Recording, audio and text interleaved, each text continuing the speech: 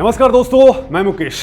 दोस्तों, चाइना और पाकिस्तान की रातों की नींद ऑपरेशन सिंदूर के बाद से ही उड़ी हुई है। ब्रह्मोस की अचूक ताकत ने दोनों पड़ोसी देशों की सेनाओं में ऐसा खौफ भर दिया है कि उनके रणनीतिकार बचाव के रास्ते तलाशने लगे हैं।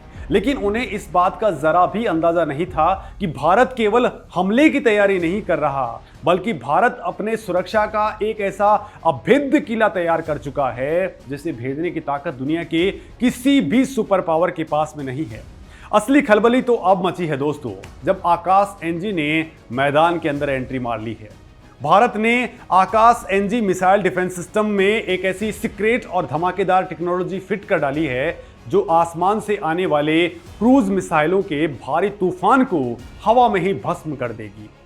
डिफेंस के मामले में आकाश मिसाइल डिफेंस सिस्टम का ये सबसे तगड़ा धमाका है, क्योंकि अब चाइना के लिए S-400 से भी ज्यादा खौफनाक आकाश एनजी बन चुका है, जो दुश्मन एक साथ दर्जनों मिसाइलें दाग करके भारत को झुकाने का सपना देखा करते थे, उनका ये सपना अब उनके लिए सबसे बड़ा दुस्वप्न बन जाएगा। तो दोस्तों, आखिर आकाश एनजी के अंदर ऐसी कौन सी सीक्रेट टेक्नोलॉजी लगा दी गई है जिससे भारत क्रूज मिसाइलों की सुनामी को भी रोकने की कैपेबिलिटी हासिल कर रहा है?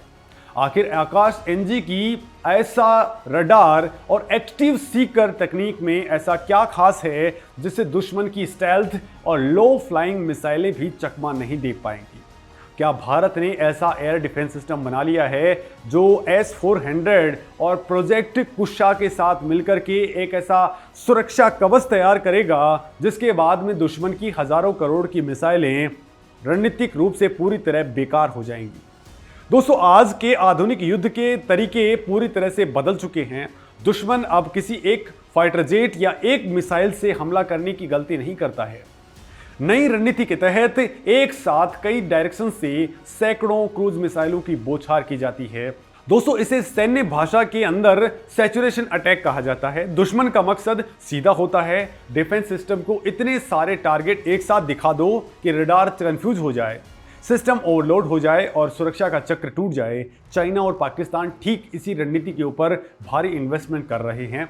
वो ऐसी मिसाइलें बना रहे हैं जो जमीन से बिल्कुल चिपक करके उड़ती हैं, जिन्हें रडार आसानी से पकड़ नहीं पाता। साथ ही भारी इलेक्ट्रॉनिक जैमिंग का इस्तेमाल किया जाता है ताकि सामने वाले के रडार और संचार सिस्टम को अंधा किया जा सके।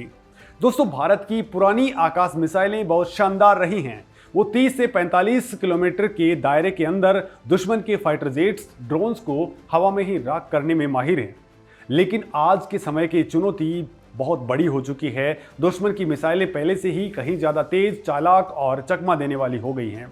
इसी खतरे को जड़ से खत्म करने के लिए भारत ने आकाश एनजी को जन्म दिया है। ये पुराने आकाश मिसाइल डिफेंस सिस्टम का ही सिर्फ अपग्रेड नहीं, बल्कि एक बिल्कुल नई और विनाशकारी मशीन है। इसकी रेंज को बढ़ा करके अब 70 किलोमीटर कर दिया गया है। इसका मतलब ये है कि दुश्मन की मिसाइल भारत की सीमा में घुसने से बहुत पहले ही हवा में ही ट्रैक कर ली जाएगी और उसे वहीं खत्म किया जा सकेगा। अब दोस्तों, आकाश एनजी की इस अचूक मारक क्षमता के पीछे सबसे बड़ा मास्टरमाइंड इसका स्वदेशी एक्टिव RF सीकर है। मिसाइल तकनीक को आसान भाषा में समझना बेहद जरूरी है। दोस्तों, होता क्या है कि पुरानी मिसाइलों को टारगेट तक पहुंचने के लिए सीधे जमीन पर लगे रडार से लगातार निर्देश लेने पड़ते थे। अगर बीच में दुश्मन ने कोई जैमिंग कर दी या रडार का संपर्क टूट गया तो मिसाइल रास्ता भटक जाती थी। लेकिन आकाश एनजी के साथ में ऐसा बिल्कुल नहीं है। इसका एक्टिव सीकर इसके दिमाग की तरह काम करता है। एक बार जब आकाश एनजी मिसाइल को फायर कर दिया जाता है और वो टारगेट के करीब पहुंचती है तो वो जमीन के रडार पर निर्भर नहीं रहती। मिसाइल अपना खुद का रडार ऑन कर लेती है, दुश्मन की मिसाइल को खुद ढूंढती है और अगर दुश्मन चकमा देने के लिए डायरेक्शन बदलता है तो आकाश एनजी भी हवा में ही अपना रास्ता बदल करके उसे ढूंढ करके नष्ट कर देती है। दुश्मन की सबसे बड़ी चाल इलेक्ट्रॉनिक जैमिंग होती है, जिसमें वो ऐसे रेडियो तरंगे छोड़ता है जिससे डिफेंस सिस्टम अंधे हो जाते हैं। लेकिन आकाश एनजी का स्वदेशी सीकर इस जैमिंग और साइबर हमलों को पूरी तरह से बेअसर कर देता है। दोस्तों, इस पूरे सिस्टम को जो चीज़ सबसे ज़्यादा खतरनाक बनाती है वो है इसका एक्टिव इलेक्ट्रॉनिकली स्कैन्ड एरे, यानी कि आईसा मल्टी फंक्शन रडार। ये रडार एक साथ 100 से ज्यादा दुश्मनों पर नजर रख सकता है, चाहे मिसाइल हो, ड्रोन हो या फाइटर जेट। ये रडार एक ही समय के अंदर हवा में मौजूद 100 से ज्यादा खतरों को ट्रैक कर सकता है। सिर्फ ट्रैक ही नहीं करता, बल्कि एक ही समय के अंदर 10 से ज्यादा टारगेट को लॉक करके उन पर मिसाइल फायर करने का आदेश भी दे सकता है। ये खासियत सैचुरेशन अटैक यानी कि मिसाइलों की सुनामी को रोकने के लिए सबसे बड़ा हथियार है। दुश्मन सोचेगा कि वो 100 मिसाइलें दाग करके भारत के सिस्टम को उलझा देगा, लेकिन उसे नहीं पता कि आकाश एनजी का रडार एक ही पल में उन सभी मिसाइलों का गणित सेट करके उन्हें आसमान में ही ढेर करने की कैपेबिलिटी कर चुका है।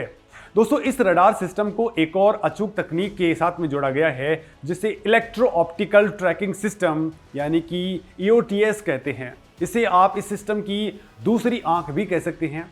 युद्ध के मैदान में कभी कभी दुश्मन बहुत ही भारी जैमिंग का इस्तेमाल करता है, जिससे रडार काम करना बंद कर देते हैं।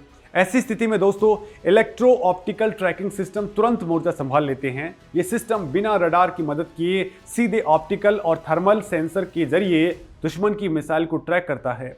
दुश्मन को लगेगा कि उसने रडार को जाम करके भारत के डिफेंस को अंधा कर दिया है, लेकिन आकाश एनजी की ये दूसरी आंख उसे लगातार घूरती रहती है और सही समय पर मिसाइल फायर करवा करके दुश्मन के मंसूबों पर पानी फेर देती है। दोस्तों, हवा में दुश्मन की मिसाइलों को रोकना सिर्फ रडार का खेल नहीं है। इसमें सबसे अहम भूमिका मिसाइल की रफ्तार की होती है। आकाश एनजी के अंदर एक बेहद ही powerful dual pulse rocket motor का इस्तेमाल किया गया है। ये टेक्नोलॉजी इसे मैक 3 से ज़्यादा यानी मैक 3.5 की खौफनाक रफ्तार देती है। ये आवाज़ की गति से 3 से 3.5 गुना ज़्यादा तेज़ है। इस रफ्तार का फ़ायदा ये है कि आकाश एनजी पलक झपकते ही दुश्मन की मिसाइलों के पास में पहुंच जाता है। दोस्तों, कई बार दुश्मन की क्रूज मिसाइलें पहाड़ों और जंगलों के बीच में छुप करके उड़ती हैं, जिसे टेरेन मास्किंग कहा जाता है। वो ऐसा इसलिए करती हैं ताकि रडार उन्हें आखिरी समय तक ना पकड़ पाए। जब वो एकदम से सामने आती हैं तो डिफेंस सिस्टम को रिएक्शन का टाइम नहीं मिल पाता, लेकिन आकाश एनजी की रफ्तार इतनी खतरनाक भयानक है कि वो आखिरी पलों में सामने आई मिसाइल को भी सोचने या बचने का मौका तक नहीं देता और पल भर में उसे राख में ढेर में बदल देता है। दोस्तों, एक एयर डिफेंस सिस्टम की असली परीक्षा तब होती है जब आसमान से लगातार हमले हो रहे हों। आकाश एनजी की फायरिंग रेट इसे एक असली मिसाइल शिकारी बनाती है। सामान्य स्थिति में आकाश एनजी की बैटरी हर 10 सेकंड के अंदर एक इंटरसेप्टर मिसाइल फायर कर सकती है। अगर हमला बहुत तेज हो तो ये साइलो मोड के अंदर चली जाती है, जहां सिर्फ 20 सेकंड के अंदर एक के बाद एक 3 मिसाइलें दागी जा सकती हैं। बात सिर्फ एक लॉन्चर की नहीं है, आकाश एनजी रिपल फायर कॉन्फ़िगरेशन में भी काम कर सकता है। इसका मतलब ये है कि अलग अलग जगहों पर रखे गए कई लॉन्चर एक ही समय पर एक साथ मिसाइलें फायर कर सकते हैं। आसमान में मिसाइलों की ऐसी दीवार बन जाती है जिसे पार करना किसी भी क्रूज मिसाइल के लिए नामुमकिन होता है। दोस्तों, कोई भी एक एयर डिफेंस सिस्टम अपने दम पर देश के पूरे आसमान को सुरक्षित नहीं रख सकता है। रणनीतिकार इस बात को बहुत अच्छे तरीके से समझते भी हैं, लिहाजा आकाश एनजी को कोई अकेला हथियार नहीं बल्कि भारत की लेयर्ड एयर डिफेंस सिस्टम यानी कि बहुस्तरीय रक्षा प्रणाली का सबसे मजबूत हिस्सा बनाया गया है। इसे एक सुरक्षा के चक्रव्यूह की तरह तैयार किया गया है। जब कोई बड़ा मिसाइल अटैक होता है तो दोस्तों, सबसे पहले 400 किलोमीटर दूर बैठे S-400 सिस्टम और भविष्य के प्रोजेक्ट कुशा जैसी लंबी दूरी की मिसाइलें एक्शन के अंदर आती हैं। वो बाहरी घेरे में ही दुश्मन की मिसाइलों को खत्म करना शुरू कर देती हैं।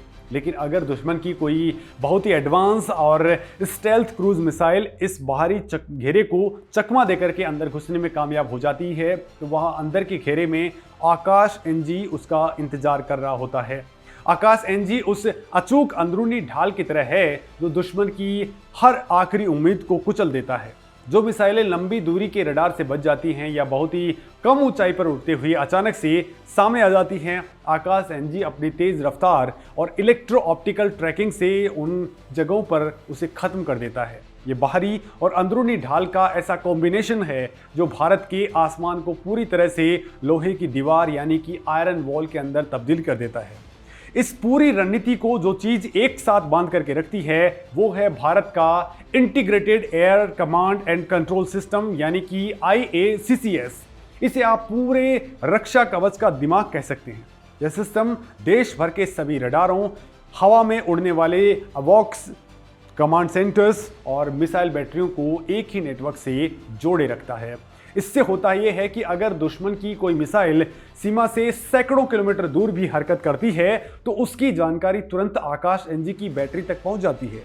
दोस्तों, मिसाइल के रडार में आने से बहुत पहले ही आकाश एनजी का सिस्टम रेडी हो जाता है कि दुश्मन किस डायरेक्शन से, कितनी स्पीड से और कितनी ऊंचाई से आ रहा है। ये एडवांस चेतावनी आकाश एनजी को इतना समय देती है कि वो सटीक कैलकुलेशन करके दुश्मन का काम तमाम कर सके।